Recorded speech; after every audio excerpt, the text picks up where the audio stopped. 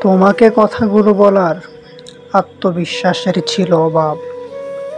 বলার চেষ্টা করেছি অতি, কিন্তু পারিনি বারবার।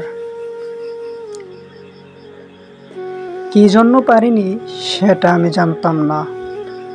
তুমিও তো জানতা সবই, অভিমানে প্রকাশ করলা না। আমার মধ্যে ভয় ছিল তোমাকে হারানোর।